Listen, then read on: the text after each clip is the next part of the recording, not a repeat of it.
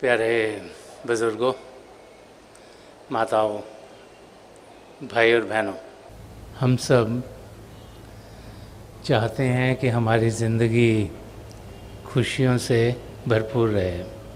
हर एक की कोशिश होती है कि चीज़ें वो की जाएं जिससे हम और हमारे अंग संग जो भी जी रहे हैं वो सब खुश रहें। लेकिन उसके बावजूद ज़िंदगी में कई वाक़े हो जाते हैं कि हमारे चाहते हुए कि सब कुछ खुशी के माहौल में रहे, चीज़ें ऐसी रहती नहीं। इंसान सोचता है कि अगर उसके रिश्ते नाते ठीक रहेंगे तो शायद उसकी ज़िंदगी बड़ी खुशियों से गुजरेगी, क्योंकि जब रिश्ते नातों में कुछ हलचल होती है तो फिर अंदर से इंसान सुखी नहीं रहता। हम चाहते हैं हमारे माँ बाप, हमारे भाई बहन, हमारे पति पत्नी, हमारे बच्चे, हमारे रिश्तेदार, उनसे रिलेशनशिप्स हमारे अच्छे रहें। लेकिन कोशिश करने के बावजूद हम देखते हैं कि बहुत सी जगह पति पत्नी के ताल्लुकात ठीक नहीं रहते, माँ बाप और बच्चों के ताल्लुकात ठीक नहीं रहते, भाई बहन के ताल्लुकात ठीक नहीं रहते, रिश्तेदारों में कुछ अनबन हो जाती है क्योंकि कोई कुछ करता कुछ है, कुछ समझता कुछ और है। और हम देखते हैं कि बहुत हमारा समय इन चीज़ों में गुज़र जाता है जो कि हमारी ज़िंदगी में हलचल पैदा करती रहती हैं। इस अवस्था में से हम में से बहुत से भाई बहन गुज़रते हैं क्योंकि रिश्ते नाते हर एक के हैं और सिमिलर सिचुएशंस बहुतों की ज़िंदगी में आती रहती है। कोई माँ बाप नहीं चाहता कि उसके ज़रिए कुछ ऐसा हो जो उसके बाल बच्चों को दिक्कत दे, लेकिन बहुत से बच्चे हैं जो सोचते हैं कि माँ बाप हमारे लिए शायद इनफ नहीं करते। कोई पति नहीं चाहता कि उसकी पत्नी को तकलीफ़ हो, लेकिन बहुत सी पत्नियां हैं जो सोचती हैं शायद हमारे पति हमारा ख्याल नहीं करते। कोई पत्नी नहीं चाहती कि उसके पति को तकलीफ़ हो, लेकिन उसके बावजूद कुछ ऐसी चीज़ें होती रहती हैं जिसमें कि लगता है कि शायद तकलीफ़ वहाँ से आ रही है। ऐसे ही भाई बहनों में और रिश्तेदारों में इंसान तो यही सोचता है कि मेरा खून का रिश्ता है, इससे आगे कोई रिश्ता होगा नहीं। लेकिन जैसे ज़िंदगी बढ़ती चली जाती है तो हम देखते हैं कि हलचल हमें सबसे ज़्यादा उनसे आती है जिनको हम बहुत अपना नज़दीकी समझते हैं। जितनी नज़दीकी हम किसी को देते हैं या समझते हैं, उससे कहीं ज़्यादा उनकी एक्सपेक्टेशन बढ़ जाती हैं। और जब वो चीज़ें इंसान ऐसी एक्सपेक्ट करना शुरू कर देता है जो कि नामुमकिन है, तो फिर हलचल सब तरह होती चली जाती है। तो इंसान ज़िंदगी जिए कैसे? प्रभु ने हमें इस माहौल में भेज दिया, एक घराने में पैदा कर दिया। माँ बाप, भाई बहन हमारी ज़िंदगी के साथ जुड़े हुए हैं। जब बड़े होते हैं तो शादी होती, पत्नी, अपने बाल बच्चे, चाचा, ताया, मामा, कई रिलेशनशिप जुड़े हुए हैं जिसमें कि हमने जीना है। और जहाँ से लगता है खुशी ज़्यादा मिलनी चाहिए, वहाँ से जब दर्द आता है तो वो इंसान संभाल नहीं पड़ता। तो उस एनवायरनमेंट में इंसान जिए कैसे? हम सब ये तो जानते हैं कि महापुरुष जब भी इस धरती पर आए हैं तो उनकी ज़िंदगी सुख चैन से भरी हुई थी। चाहे हम एक धर्म में बिलीव करें चाहे दूसरे में बिलीव करें, प्रभु को हम किसी भी रूप में उनमें हमारा फेथ हो, उनमें विश्वास हो। हिस्ट्री की ओर देखें तो कई संत महात्मा आए, उनकी जिंदगी की ओर जब देखते हैं तो उनसे हम कुछ ना कुछ सीखने की कोशिश करते हैं। उनकी जिंदगी सुख चैन की जिंदगी थी और वो चाहते थे कि औरों की जिंदगी भी सुख चैन से भरपूर हो। इसीलिए आज लाखों करोड़ों लोग उन महापुरुषों का जो कि हिस्ट्री में आ चुके हैं, उनकी टीचिंग्स, उनके विचार अपनी ज़िंदगी में ढालने की कोशिश करते हैं। और जब हम उनकी ओर ध्यान देते हैं तो हमें ज़िंदगी क्या है उसको समझने का चांस मिलता है। ये ज़िंदगी क्या है, अगर इंसान को ये सही मायने से समझ में आ जाए तो उसकी ज़िंदगी हरी भरी होगी। क्योंकि हम उस एटमॉस्फेयर में डाले गए हैं जहाँ ये सब फोर्सेस हमारे अंग संग हैं। तो उस माहौल में जीते हुए ज़िंदगी क्या है उसको समझना बहुत ही मुश्किल है। बहुत सी बार तो इंसान ये समझता है कि शायद जो जो रिस्पॉन्सिबिलिटीज़ उसके कंधों पर हैं वही निभाना ज़िंदगी है। अगर आप एक परिवार के हेड हो तो शायद आपको यही लगता है कि मुझे परिवार के लिए प्रोवाइड करना है, सबके लिए सब कुछ ठीक ठाक हो, इसके लिए मेहनत करनी है, पैसे कमाने हैं बाल बच्चों के लिए और इनको इस्टेब्लिश करना, और यही मेरा काम है। तो ज़्यादा लोग तो यही सोचते हैं। अगर आप माँ हैं तो शायद आपको यही लगता है कि मेरा काम है घर में खाना बनाना, सबको ठीक ठाक चीज़ें खिलाना, उनका ख्याल रखना, घर को संभालना ताकि बाल बच्चों को दिक्कत ना हो, बस यही काम है। और जिस जिस पहलू से ज़िंदगी से हम गुज़र रहे होते हैं, बचपन के, फिर जवानी के और फिर जब हम बुज़ुर्ग हो जाते हैं, तो उन पहलुओं को पूरा करते करते ही इंसान अपनी ज़िंदगी गुजार देता है।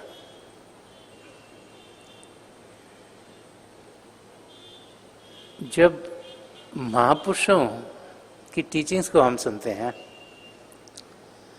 तो बार बार वो हमें समझाते हैं कि ये जो दुनिया है और जिनको हम अपना समझते हैं और जिनके लिए हम सारा अपना समय स्पेंड करते हैं, कि ये अट्रैक्शंस हैं जो हमें 84 लाख जिया जून में फंसाई रखेंगे। वो बार बार समझाते हैं कि जितना ज़्यादा ध्यान इस दुनिया की ओर करोगे उतना ही आपको दुख दर्द मिलेगा। क्यों? क्योंकि ये बाहर से चाहे लगे कि हमारे नज़दीकी हैं, लेकिन असलियत में ये सब हमें जो हमने करना है, जो हम करने आए हैं, जो हमने पाना है, जो हम पाने के लिए आए हैं, उन सब से हमें दूर रखते हैं। तो महापुरुष समझाते हैं कि असलियत को हम जानने की कोशिश करें। ये ना सोचें कि सुबह से शाम तक सिर्फ ये परिवार के अंदर जीते हुए, रिश्ते नातों को निभाते हुए ही ज़िंदगी गुजर करनी है। ये जाने कि ज़िंदगी हमें प्रभु ने कुछ पाने के लिए दी है, और अगर उसको हम पा ना सके तो ये सुनहरा मौका जो पिता परमेश्वर ने हमें दिया है असलियत को जानने का, ये हम गवा बैठेंगे। जब महापुरुषों के वचनों को पढ़ते हैं, उनकी टीचिंग्स को पढ़ते हैं, तो बार बार वो हमें समझाते हैं कि मन माया के जाल में जो धंसता चला गया और उसमें से निकल ना पाया, तो वो कुछ भी पाए बगैर यहाँ से चला जाएगा। और अगर कुछ पाना है तो इस माया की दुनिया में जीते हुए असलियत की जानकारी पाते हुए हम अपने लक्ष्य को पूरा कर सकते हैं। संदर्शन सिंह जी महाराज, जिन्होंने बहुत कुछ रूहानियत के रास्ते के बारे में लिखा है, जिन्होंने रूहानियत के पहलू खोल खोल के समझाए हैं, जिनकी जब हम जिंदगी देखते हैं, और आप में से कई भाई बहन बड़े खुशकिस्मत थे कि आपने संदर्शन सिंह जी महाराज को बड़ी नज़दीकी से देखा, तो हम देखते हैं कि वो बार बार हमें समझाते थे कि हम सब असलियत को जान सकते हैं, हम सब पिता परमेश्वर को पा सकते हैं अगर हम ध्यान सही तरीके से सही और लगाएंगे। ध्यान हम जिस और लगाते हैं उस जैसे ही हम बन जाते हैं। अगर ध्यान सिर्फ घर गृहस्थी में लगेगा तो फिर घर गृहस्थी के ऊंच नीच में ही इंसान फंसा रहेगा। तो अगर पिता परमेश्वर को पाना है तो ध्यान उनकी ओर करना होगा। वो फरमाते हैं कि मिलेगा रूह को परवाज़ दे के देख ज़रा, करीब है उसे आवाज़ दे के देख ज़रा, कि पिता परमेश्वर हमें ज़रूर मिलेगा। हमने करना क्या है कि अपनी रूह को उड़ान देनी है। अब रूह को उड़ान कैसे दें? रूह क्या है पहले तो ये समझ में आना चाहिए। वो ताकत जो हमें जान देती है, वो ताकत जो जब तक हमारे शरीर में है, ये शरीर चलता है, वो ताकत जो प्रभु का हिस्सा है, वो ताकत जो इस शरीर में बसते हुए अपने स्रोत के साथ जुड़ सकती है, उसे रूह कहें, आत्मा कहें, सोल कहें, स्पिरिट कहें, कि उसका हम अनुभव कर सकते हैं। अभी तो हम मन इंद्रियों के घाट पर जीते, हम सोचते हैं कि सिर्फ जो इंद्रियों के ज़रिए होता है, जैसे आँखों से इंसान देखता है, कानों से सुनता है, नाक से सूंघता है, ज़बान से चखता है और स्पर्श की इंद्रिय। अभी हम सोचते हैं कि इन इंद्रियों के ज़रिए ही सब कुछ होता है, लेकिन महापुरुष समझाते हैं कि वो ताकत जो इस शरीर को जान दे रही है, जब शरीर को जान देते तभी इंद्रियां काम करती हैं, उस ताकत का हम अनुभव कर सकते हैं अगर ध्यान इस शरीर से परे उठाएं, कि करीब है, कि प्रभु हमसे दूर नहीं, लेकिन उसे हमें सिंसेरिटी से पुकारना है, एक लगन से पुकारना है, एक प्रेम से पुकारना है। और जब एक इंसान के अंदर तड़प होगी, लगन होगी पिता परमेश्वर को पाने की, तो खुद ब खुद पिता परमेश्वर ऐसा जरिया उसकी ज़िंदगी में बना देते हैं ताकि वो पिता परमेश्वर को पाने के लायक हो। वो रास्ता प्रभु को पाने का उसके लिए खुलना शुरू हो जाता है। हम खुद ब खुद किसी महापुरुष के चरण कमलों में पहुंच जाते हैं, जिनकी तवज्जो से हम अपने आप को सही रूप में जान पाएं। अब प्रभु को पाने के रास्ते में मन माया की तरफ से हमें रुकावटें ज़रूर आएंगी, और उन रुकावटों को हमने अलग कर देना है। वो अलग तब होंगी जबकि हमारा निश्चय सच्चाई को जानने का दृढ़ होगा। क्योंकि पक्का निश्चय होगा हमारा कि हम प्रभु को पाना चाहते हैं, हम सच्चाई को जानना चाहते हैं, हम अपनी ज़िंदगी को सुखी करना चाहते हैं, तो तब हम फिर अपनी मंजिल तक ज़रूर पहुंच पाएंगे। संत दर्शन सिंह जी महाराज ने समझाया है कि हम अपनी मंजिल तक क्यों नहीं पहुंच पाते, क्या क्या तकलीफ़ें हमारी ज़िंदगी में आती हैं। वो फरमा रहे हैं कि ना पहुंचे मुसाफिर तेरे नक्शे पा तक, कि जो महापुरुष हैं जिनके पद चिन्ह हैं हमारे लिए, जिनके अगर पद चिन्हों पर हम चलेंगे तो हम अपनी मंजिल तक पहुंच सकते हैं। तो वो कह रहे हैं कि जो आपके पद चिन्ह हैं उस पर ये मुसाफिर पहुंच क्यों नहीं सक रहे, क्यों? ये तो हमें पता है कि पिता परमेश्वर को याद करेंगे, उनकी ओर ध्यान करेंगे, उनको जानेंगे पहचानेंगे तो ज़िंदगी सुख से भरी होगी, दुख दर्द से हम दूर होंगे। इसकी जानकारी शायद हम सबको है, शुरू से जब से बच्चे यही सुनते आते हैं कि अगर प्रभु में यकीन होगा, अगर हम उस अवस्था में पहुंच जाएं जिसमें तेरा भाना मीठा लागे, कि हम जाने कि जो कुछ हमारे लिए हो रहा है वो हमारी बेहतरी के लिए हो रहा है, उससे बेहतर कुछ हो नहीं सकता, तो फिर हम शांति से अपनी ज़िंदगी गुजार पाएंगे। पर उस अवस्था तक हम पहुंचते नहीं। तो फरमा रहे हैं कि ना पहुंचे मुसाफिर तेरे नक्श पा तक, अभी राह में संगे दर देखते हैं।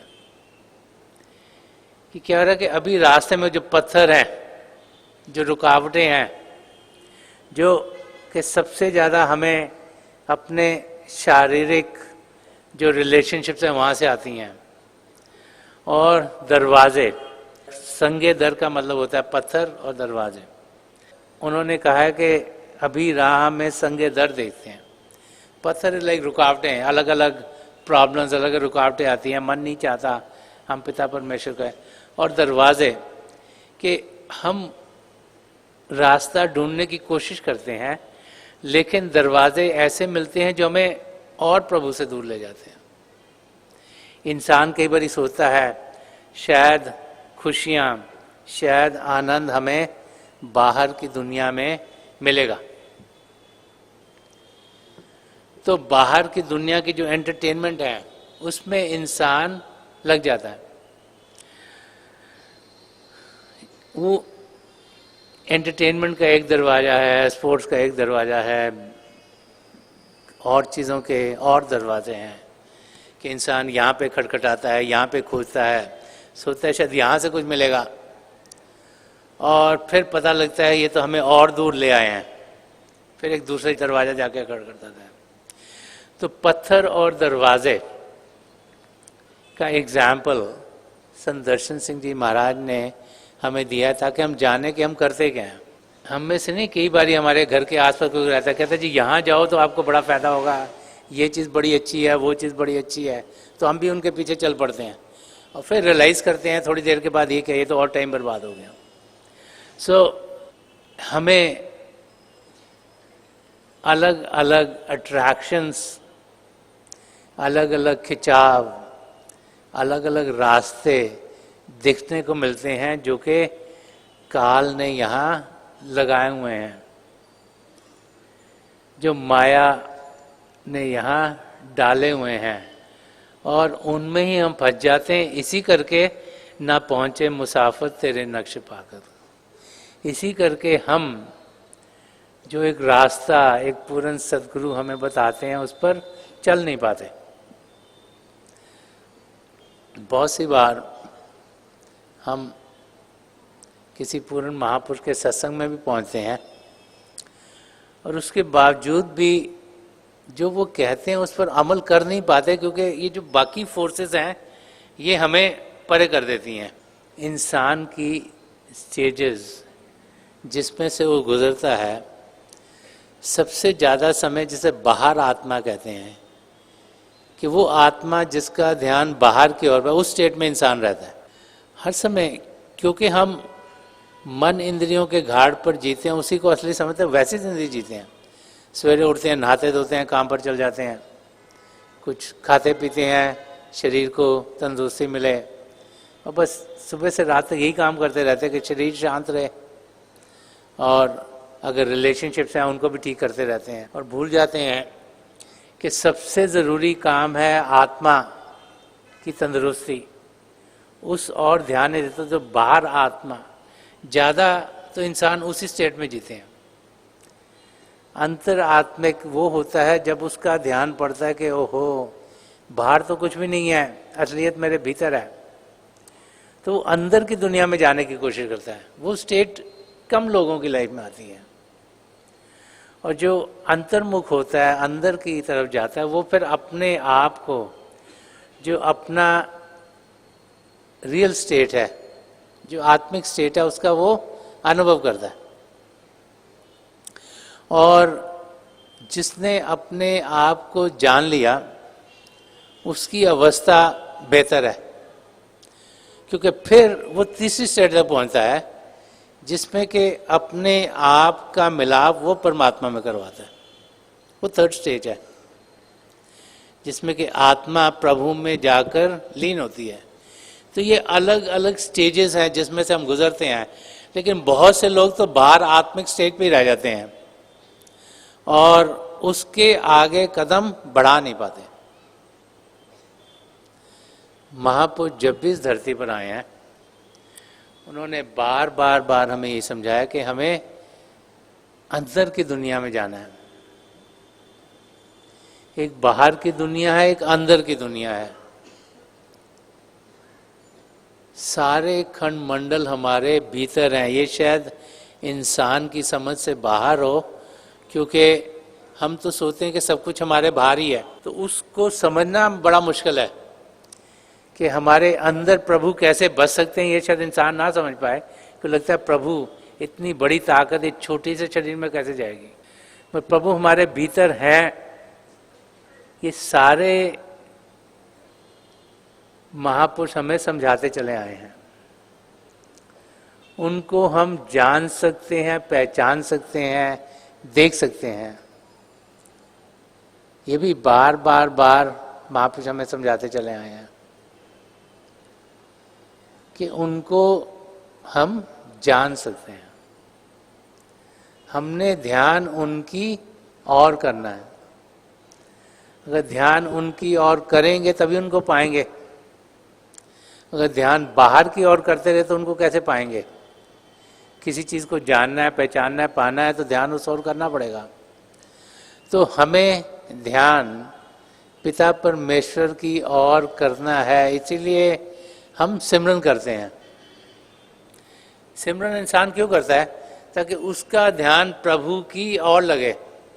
सिमरन का मतलब ही है कि प्रभु के नाम का जाप, और वो जाप जितना ज़्यादा करेंगे उतना ध्यान हमारा पिता परमेश्वर की ओर ज़्यादा जगह। इसीलिए समझाया जाता है कि दिन में जब भी हम कोई मानसिक कार्य न कर रहे हों तो हम प्रभु के नाम का जाप करें।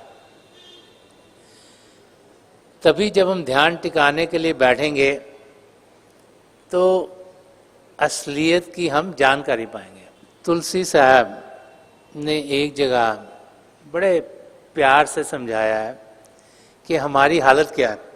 जैसे दर्शन सिंह जी महाराज हमें समझा रहे हैं कि पत्थर हैं, दरवाजे हैं, अलग अलग एरियाज़ हैं, अलग अलग रुकावटें हैं, तो तुलसी साहब इसे एक और एग्जाम्पल से समझा रहे हैं। वो फरमाते हैं, है घट में, जो पिता परमात्मा हमारे अंदर है, घट में, ये शरीर को घट कहा गया है, घट में सूजत नहीं। हम सोते नहीं हैं। हम तो सोते पिता में, पता है आसमान में बैठे हैं, कहाँ पर बैठे हुए हैं, हमसे बहुत दूर हैं। तो वो तुलसी साहब समझा रहे हैं, है घट में सोजत नहीं, लानत ऐसी जिंद। वो कह रहे ऐसी जिंदगी पर लानत है जिसमें पिता परमेश्वर तो हमारे अंदर है लेकिन हम सोचते ही नहीं है कि हमारे अंदर है।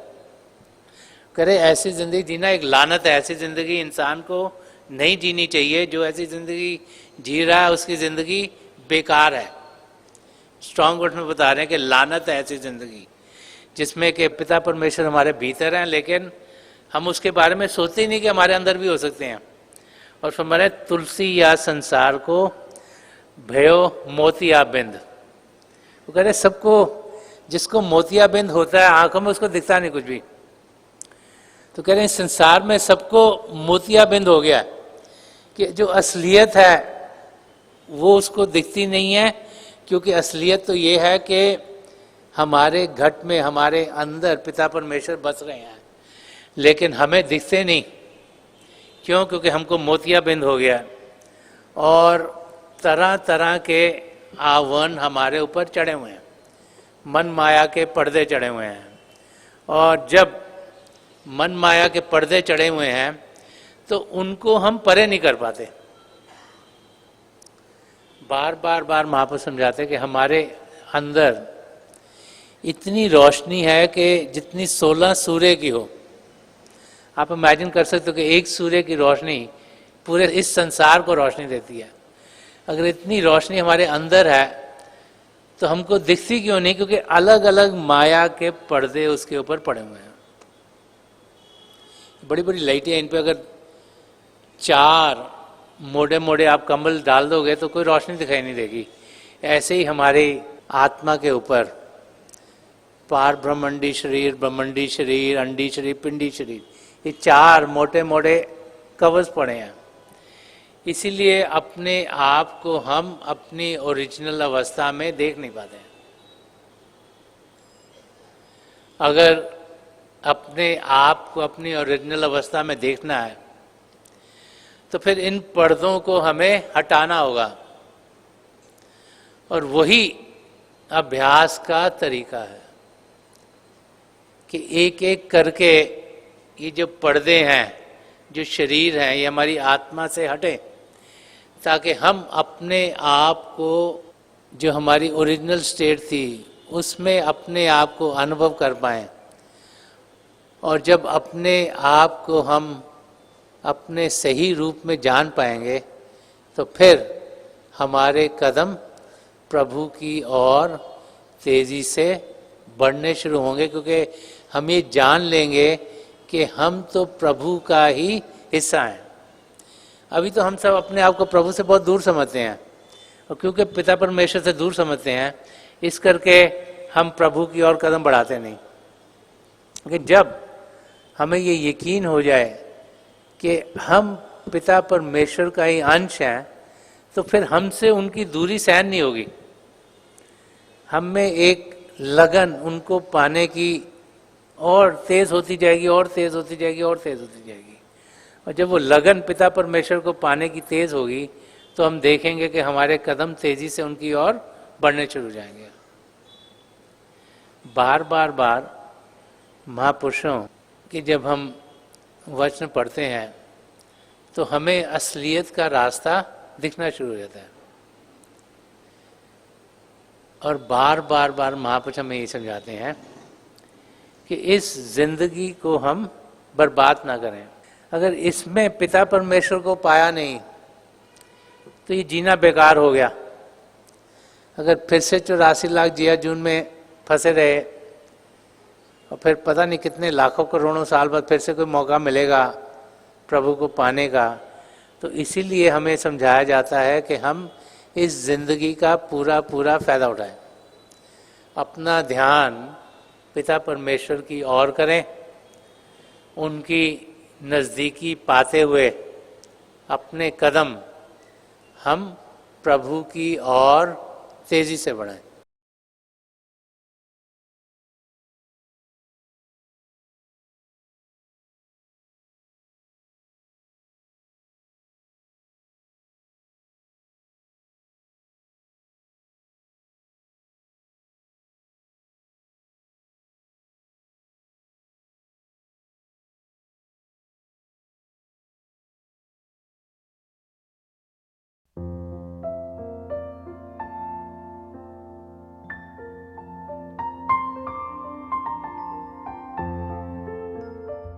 तो थोड़ी देर के लिए हम सब अभ्यास के लिए बैठ जाएं। आप जहाँ भी बैठे हैं आराम से बैठिएगा, अपनी आंखें बंद कर लीजिएगा। ये जो आई बॉल्स आँखों के डरने सीधे सामने फोकस हो, जैसे आर्ट से सामने आप फोकस हो। आंखें बंद करते ही वो भाई बहन जिन्हें नाम की देन मिली आप सिमरन कीजिएगा, और जो भाई बहन यहाँ नए हैं आप पिता परमेश्वर के किसी भी जाति नाम का जाप कीजिएगा। जाप मन ही मन करना, ऊंचा नहीं दोहराना। मेरी प्रभु के चरण कमलों में, और जो पिछली संचय के महापुरुषों हैं हजूर बाबा सावन सिंह जी महाराज, परम संत कृपाल सिंह जी महाराज और दयाल प्रसन्न दर्शन सिंह जी महाराज के चरण कमलों में यही प्रार्थना है कि जो जो हम सबके लिए बेहतर हो ये महापुरुष हमें दें, हमें सबके साथ जोड़ें और हमारे भीतर प्रभु की ज्योत के हमें दर्शन करवाएं। थोड़ी देर में मैं आपको इस बैठक से उठाऊंगा और मेरी शुभकामनाएं आप सबके साथ हैं।